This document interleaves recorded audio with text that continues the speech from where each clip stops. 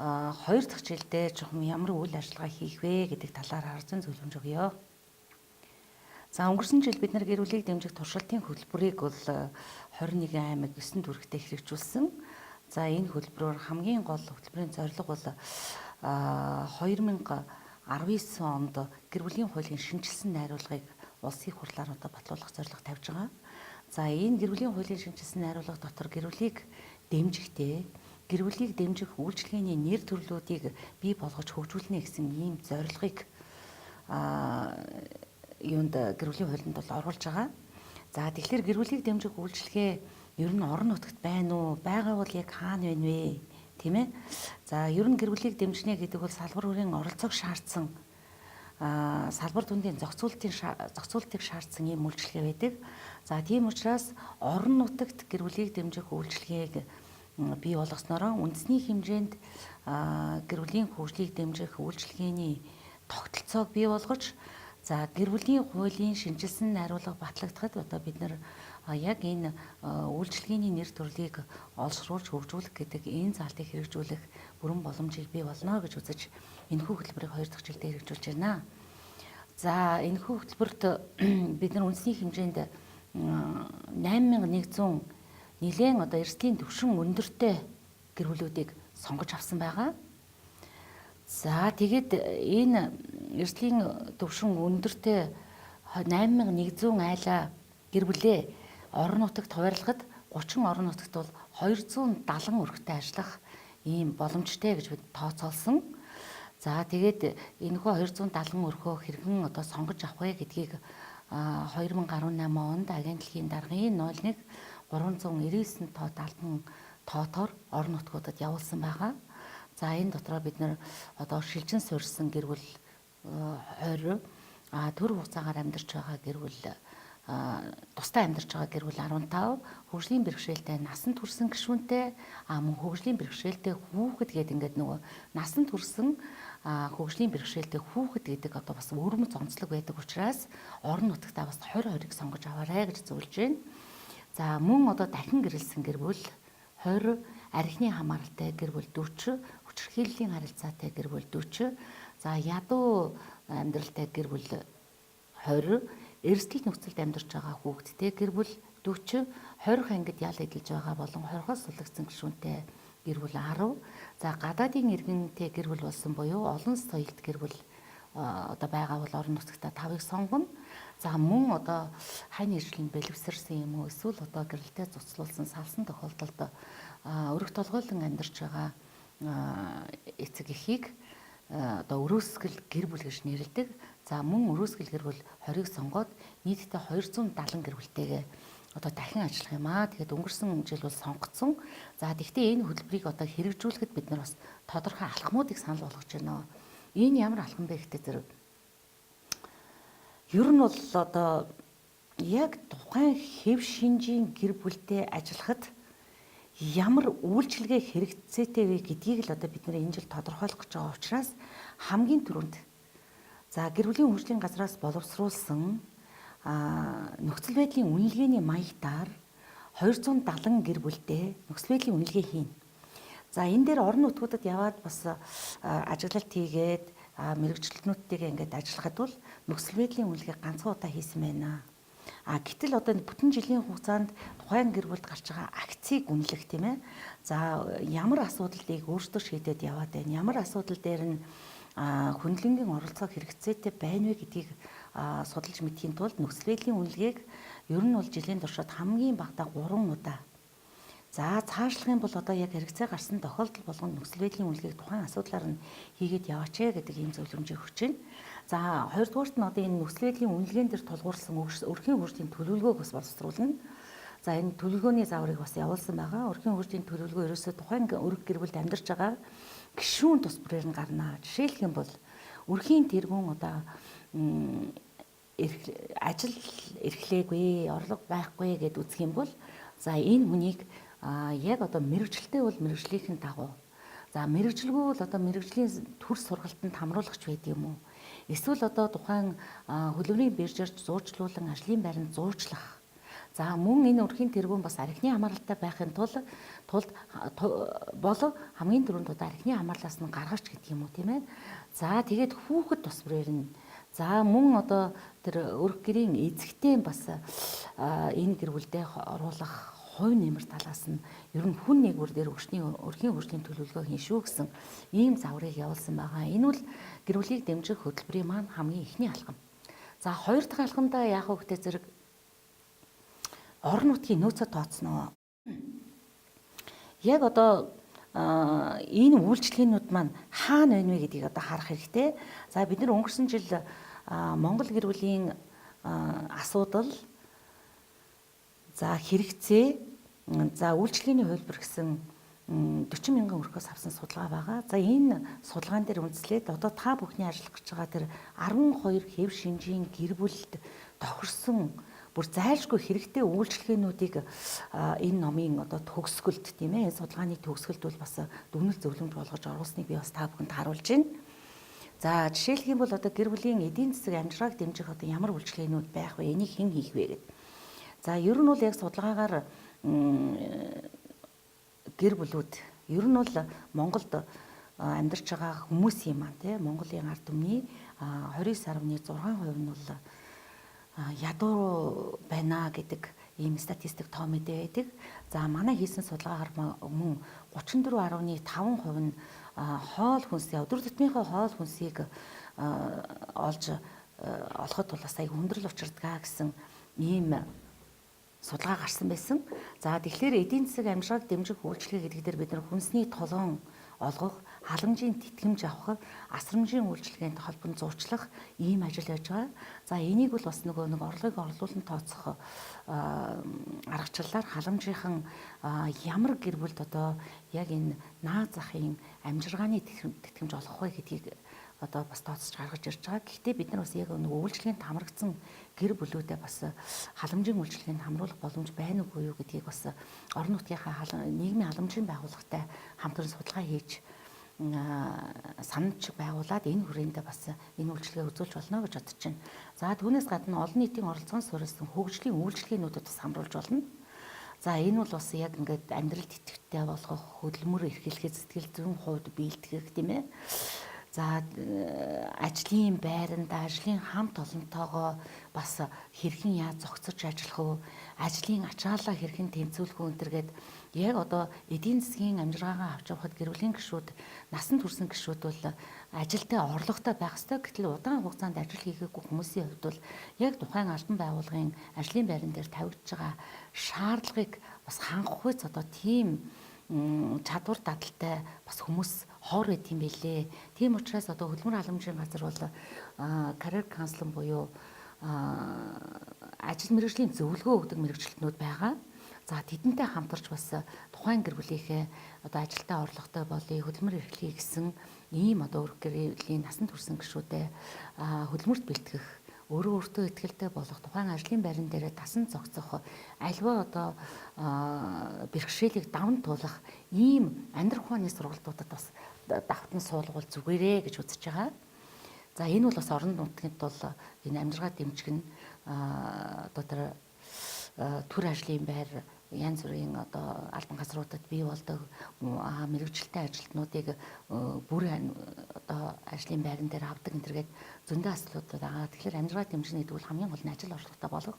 Тийм учраас хөдөлмөр халамжийн байгууллага болоод бизнесийн хувийн одоо аж ахуйн нэржүүдтэй төрийн байгууллагуудын суул гарсан одоо ажлын орон тоон дээр тухайн өрхийнхөө гишүүдийг одоо ажил орлоготой болгоход нь дэмжих тал дээр орон нутгийнхаа нөөцийг хараарай гэж. За тэгээ гэр бүлүүдийн хувьд бол бас ганцаарчсан болон бүлгийн зөвлөгөөнүүд аюул хэрэгтэй байдаг. За бид нар энэ 270 орон нутаг болгон 270 өрхөө ерөөсө 100% сэтгэл зүйн зөвлөгөө үйлчилгээ гэр бүлийн зөвлөгөөнд бол хамруулна гэж бас тооцож байгаа. За мөн одоо бас гэр бүлийн харилцааны хувьд энэ эрсдэлтэй гэр бүлүүдийн хувьд бол бас харилцаа нэлээд бэрхшээлтэй түүнийгээ даван туулах чадвар сул байдаг учраас одоо гэр бүлийн харилцаа зөвлөгөө өгөх ийм одоо ажлуудыг бас давхар хийнэ гэж. За зарим одоо энэ зөвлөгөөг бол бас нийтийг хамарсан олон нийтэд чиглэсэн дэмж бүлэг юм уу эсвэл одоо ерөнхий хүмүүсийн мэдлэг хандлагыг дээшлүүлэх сургалтыг бас зохион байгуулаарай гэж зөвлөж байна. За мөн гэр бүл цуцлалтай холбоотой үйлчилгээнд дэр манай одоо газар хэлцээ мэрэгчлэтнүүд маань баг болоод шинжээчээр ажиллаж байгаа. За энэ нөхцөл зөвхөн одоо хүүхэд нь хэний одоо асрамжинд байвал илүү хүүхдэд ээлтэйвэ гэхээс гадна тухайн гэр бүлүүдэд бас яг одоо гэрэл цуцлалтай холбоотой ер нь тэр хосуудын харилцаан дээр анхаарах асуудал дээр энэ тэр хосын зөвлөгөө өгөх, ганцаарч ирсэн зөвлөгөө өгөх энэ тэр энэ ажлыг бас давхар хийгээд явах юм бол тэр одоо цуцлана гэдэг шийдвэр гаргачаад хараахан шүүхэр шийдээгүй байхынхаа өмнө хөндлөнгийн оролцоотойгоо эвлэрэх боломж бол бас байдаг. Гэхдээ яг хүчирхийллийн муу эсвэл архины хамааралтай байжгаад гэрэл цуцлах сонголтыг хийсэн бол за энийг энэ дээр бол бид нэр одоо шууд одоо цуцлах гэдэг одоо тал дээр нь ер нь яг дараа нь тустай амьдрсны дараагаар ямар бэрхшээл хүндрэл учирч болох вэ гэдэг ерөнхий зөвлөгөө өгнө болохоос одоо битгий салаач энэ гэдэг ийм зөвлөгөө өгөхгүй яа гэвэл хүний амьд явах хэрэгтэй холбоотой эрх хэрэгчлөөний асуудал хөндөгддөг учраас хүчирхийллийн болон архины хамааралтай гэр бүлийн гэрэл цуцлалтын асуудал дээр бас их болгоомжтой хандаарай гэж зөвлөх байна. За мөн гэр бүлийг дэмжих нийгмийн үйлчилгээнүүд байдаг. За энэ дээр нөгөө газрын алба, за тэгээд одоо орон сууцтай болох банкны зээлийн асуудал энэ гэл энэ асуудал одоо яг манай салбараас хол хөндөй мэт боловч гэр бүлийн бат доктортой харилцааг бий болгох бат бөх гэр бүлийг бий болгоход энэ одоо орон нутгийн газар зүйн байршлын за тэгээ дээр нь одоо эдийн засгийн амжиргааны баталгаа бол аюул чухал болдог. За тэгэхээр бас үүн дээр ажиллаарай. Эрсдэлтэй гэр бүлүүдийн хувьд бол хөвчлэн өөрсдөө ихтгэлгүй болсон байдаг учраас нийгмийн үйлчилгээ авахд бас аюул их айцтай байдаг. Тийм учраас хүүхдийг нь сургуульд хамруулах, цусланд хамруулах, цэцэрлэгт хамруулах энэ ажлыг бас давхар хийгээд явах юм бол боловсролын байгууллагатайгаа хамтын ажиллагаа хийгээд явхад болно. За тэгээд дээр нь одоо нөгөө бие нар гэдэг ингээд төсөл хэрэгжиж байгаа шүү дээ. Тэрэн дээр эрсдэлтэй бүлгийн хүүхдүүдээ хөгжлийн үйлчилгээнд хамруулах энэ ажлыг бас орон даяар хийж байгаа. Энэ бол бас гэр бүлийг дэмжих үйлчилгээний нэгэн хэлбэр юм шүү. За тэгээд гэр бүлийн үнд зүйлийн хамгийн чухал зүйл бол эрүүл мэнд байдаг. За эрүүл бол одоо маргаашийг үзнэ гэдэг баг ардын бас үг байдаг шүү дээ. Тийм учраас эрүүл мэндийн асуудал бол гэр бүлүүдэд их чухал байдаг. Тийм учраас манай гэр бүл хүүхэд залуучуудын хөгжлийн газар, за аймгийн эрүүл мэндийн газар, боловсрол соёлын урлагийн газар, за тэгээд газрын албач байдаг юм уу, иргэний бүртгэл, халамж, цагдаа гэдэг одоо энэ байгууллагууд хамтран ажиллах санам жижигийг байгуулах хүрээнд эдгээр одоо үйлчилгээнүүд үзүүлж болно гэж ингэж одоо алхам хоёр дээр одоо ийм зөвлөгөө өгч байна. За орчны эрсдэл хүчин зүйлсийг бууруулах тал дээр тухайн гэр бүл юм уу эсвэл одоо яг зөвхөн манай одоо газар хэлцүүдийн хувьд бол энийг хийхэд хэцүү л дээ. Тийм учраас орон нутгийн засаг захиргаатай хамтарч тийм ээ. За гэрэл цахилгаангүй одоо хэсэгт амьдардаг айл өрх байна уу? За хүүхэд одоо сургуулаас гэрлүүгээ явах санд бас гэрэлтүүлэг муутай хогийн цэг юм уу? Эсвэл одоо нүх сууг шуудууд таардаг. За аригчин нөхдүүд бас хэсэг бүлгэрээ энэ тэнд овоорлож тийм ээ хүүхэд айлгадаг энтергээд ийм одоо орчны хүчин зүйлс байх. За мөн үе тэнгийнхэн бас бие биенээ дээрлэгдэг одоо тийм нуугддаг тийм цэг байдаг. За энэ бүхнийг бас илрүүлээд за цагдаагийн байгууллагатайгаа хамтраад засаг захиргаатай хамтраад энэ орчны эрсдлийг бууруулах тал дээр арга хэмжээ аваарэ. За нэг жишээ хэлэхдээ одоо тухайн хүүхдийн амьдардаг тухайн гэр бүлийн амьдардаг газар энэ байршил нь төвийн захиргаанд холбогдоогүй байдаг ч юм уу. Эсвэл одоо ахуй үйлчилгээ худгаасаа за мөн сургуулаасаа эмнэлгээсээ энэ төр ингээ хол байхад хүүхэд одоо бас ганцаараа явж байгаад хүүхэд эмэгтэйчүүд янз бүрийн одоо хүчирхийллийн гинт хэргийн золиос болох ийм одоо нөхцөл бүрдсэн гэж үзэх юм бол дээрх байгууллагуудтай хамтарч орчны эрсдлийг бууруулах тал дээр бас давхар арга хэмжээ авах нь зүйтэй гэж. За хөгжлийн бэрхшээлтэй иргэдийн хувьд бол бас нэлээд одоо тулгамдсан асуудал байгаа. За хөгжлийн бэрхшээлтэй иргэдийн эрхийг одоо хангах ерөнхий газар гэж бол манай хөдөлмөрийн нийгмийн хамгааллын яам дээр байгуулагдсан орон нутагт бол бас одоо энэ байгууллагын одоо салбар тийм ээ орон нутгийн салбар байгуулах гарч байгаа. За хөгжлийн бэрхшээлтэй иргэдийн эрхийг хамгаалах асуудал дээр тэдэнд нийгмийн халамжийн үйлчлэгээ хүргэх асуудал дээр энэ одоо хөгжлийн бэрхшээлтэй хүний эрхийг хангах энэ агентлагтайгаа бас үндэсний хэмжээнд дээр орон нутгийн хэмжээнд тэр хамтарч ажиллах хэрэгтэй. За манай гэр бүлийн газрын хувьд бол өнгөрсөн жил хүнд хэлбэрийн хөгжлийн бэрхшээлтэй 100 хүүхдийг асран хамгаалагчтай хамт зуны цуслангийн хөтөлбөрт бас хамруулсан. За энэ 7 хоногийн хөтөлбөр байсан боловч 10 жил, 15 жил одоо тархины саажилттай хүүгээ өргөж асарч байсан ээжүүд, аавуудыг үнэхээр одоо гарын намрааж байсан цуслангийн хөтөлбөрийг бас яг ийм байдлаар зохион байгуулнаа гэдэг юм бол яг энэ хөгжлийн бэрхшээлтэй хүүхдийн хөгжлийг хангах чиглэлээр нийгмийн халамжийн газарт хэлтсээр зардал төсөв хөрөнгө нь бол тусгацсан байдаг шүү. За тийм учраас бас ийм цуслантай аймаг орон нутгийн хувьд бол энэ одоо хөгжлийн үйлчилгээ, хөгжлийн бэрхшээлтэй хүүхдэд эцэг их хүүхдэд зориулсан үйлчилгээг хамруулнаа гэдэг юм бол одоо бид нар бас яг энэ үйл ажиллагааг зохион байгуулсан байгууллагатай бас хамтраад хөгжлийн хөтөлбөрийг нь бас хөрвүүлэх юм боломж байгаа гэдгийг бас давхар хэлье. За дараагийн асуудал бол та бүхэнд би агентлагийн даргын 2019 оны 2 сарын 19-ний өдрийн 01:68 тод албан бичгийн одоо агуулга үүнийг хэрхэн хэрэгжүүлэх вэ гэдэг дээр бас зөвлөмж өгье гэж бодож байна. За гэр бүлийн хүчирхийлэлтэй тэмцэх тухай хуулийг дагаж гарсан олон журмууд байгаа. Тэрэн дотроос одоо ганц хэрэгжихгүй байгаа журам нь зан үйл нөлөөлөх сайн дурын сургалтын журам байгаамаа.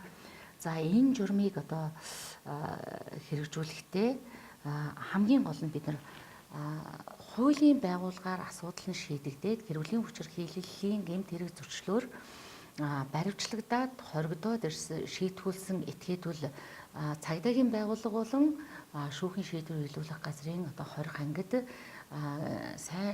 зан үйл нөлөөлөх албадан сургалтын хөтөлбөрт хамрагдаад ирж байгаа. Гэхдээ тэр 7 юм уу 14 30 хоног баривчлагдаад ирэхдээ тэр хүний зан үйл бүрэн одоо өөрчлөгднөө, эерэг болноо гэсэн гэдгийг бол бид нар хэлж мэдэхгүй. Гэхдээ хамгийн туйлын үнэ гараад л нөгөө хүчирхийлэл үйлддэг хохирогчд байгаа гэртээ тэд очдог. За тийм учраас тэр гэртээ очно гэдэг бол гэр бүлийн гишүүд нь за мөн тэр өөрийнх нь гэр орон тэр одоо хүчирхийлэл үйлдэгчийн хувьд хамгийн үнэтэй цэнтэй зүйл нэ гэдгийг одоо бид нар гэртээ очиж байгаа гэдгээр нь ойлгож болно. За ийм учраас тэр гэр бүлтэй хайртай цаашдаа хамтдаа амьдрнаа л гэж байгаа бол үргэлжлүүлээд зан үйл нөлөөлөх сайн дурын сургалтанд одоо хамруулах ажлыг манай газар хэлтсүүд зохион байгуулаач гэсэн ийм утгатай. За тэгээ дээр нь одоо хүүхдийн эсрэг хүчирхийлүүлдэг, гэр бүлтэй хүчирхийлүүлдэг эцэг эхчүүдийг хүүхэд хүмүүжүүлэх эерэг аргын сургалтанд одоо бүрэн хамруулж явах гэдэг энэ юг бол бас үүрэг болгож өгсөн. За тэгээд ингийн тулд одоо хамтарсан багтаагаа хамтраад гэр бүлийн болон хүүхдийн эсрэг хүчирхийллийн харилцаатай гэр бүлүүдийн одоо гэр бүлүүдийг илрүүлэх, бүртгүүлжүүлэх судалгааны ажлаа бас шинжилээч гэж. За тэгвэл одоо ингээд нөгөө урьдчилан жил хийсэн судалгаагаар одоо манайх 17 хүчирхийлэлтэй гэр бүлтэй шүү дээ гэл ингээл яриа сууж байдаг. Гэтэл магадгүй 24 болсон юм уу? Эсвэл одоо зан үйл нь өөрчлөгдөөд 14 болсон юм уу гэдгийг бид нар бас одоогоор тооцоолоход бас бэрх байгаа. Тийм учраас жил болгон одоо энэ илрүүлэх, бүртгэлжүүлэх ажлыг бас хийж байгаас ч энэ бол хамтарсан багийн ерөөсөө хуульчлагдсан үйлчлэгээ шүү гэдгийг хэлмээр байна. За мөн одоо хэрвээ сайн дурын сургалтыг те зан үйл нөлөөлөх сургалтын хөтөлбөрийг хэрэгжүүлэх гэд одоо хүндрэлтэй гэж үзэх юм бол энэ төрлийн үйл ажиллагаа явуулдаг орон нутгийн төрөмс байгууллагыг сонгоод хамтран ажиллаж сургалтын чанарт нь хяналт тавьж ажиллах боломжтой. За манай гэр бүлийн газрын мэрэгжил элцээ салбарт тэ асуудал хариуцсан мэрэгчлэнүүд өнөөдөр яг энэ албан тоотыг хэрэгжүүлэх хөтөлбөр төлөвлөгөөнүүдээ харин одоо явуулж байгаа. За тэгээд ер нь бол энэ одоо төрөмс байгууллагаар гүйцэтгүүлээ бид өөрсдөө хийгсэн ийм байдлаар төлөвлөлтүүдээр ирж байгаа. За эцэг эхчүүдэд зориулсан өдөр тутмын одоо хүмүүжлийн эерэг арга гэдэг сургалтын хөтөлбөрийг одоо хэрэгжүүлэх ажлыг бид нэр хийн. За энэ үл 24 цагийн хөтөлбөр байдаг. За тэгээд энэ 24 цагийн хөтөлбөрийг бас манай газраас та бүхэнд одоо сэдвүүдийг нь явуулъя. Ингээд хэдүүлээ хамтарч ажиллая. За дараагийн асуудал бол гэр бүл ахуйн орчиндөө хүчирхийлүүлдэг аригтан согтурсны улмаас за тэгээд нөгөө эрүүлжүүлэгддэг ийм иргэд байдаг. За тэгэхээр энэ иргэдэд ерөөсөө 7 хоногт тийм үү тийм ээ. За ямар ч хэсэн богино хугацааны сургалтанд одоо тэр зан үйлдэл нөлөөлөх, өөрийгөө өөртөө ихтэй болох, өөрийнхөө хийж байгаа үйлдэлийг хүлээн зөвшөөрөх.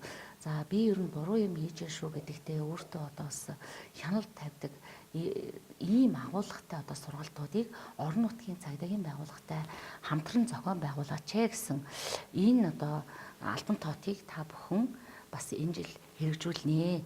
Тэгээд би та бүхэнд нэгдүгээрт нь гэр бүлийг дэмжих хөтөлбөрийг 2019 онд 3 алхамтайгаар хэрхэн хөгжүүлэх вэ гэдэг зөвлөгөө өглөө. Хоёрдугаарт нь агентлагийн даргын 0168 тоот дээр байгаа зан үйл нөлөөлөх сургалт. За тэгээд хүмүүжлийн эерэг аргын сургалтыг хэрхэн зохион байгуулж болох вэ гэдэг дээр зөвлөгөө өглөө. Та бүхний ажилд амжилт хүсье.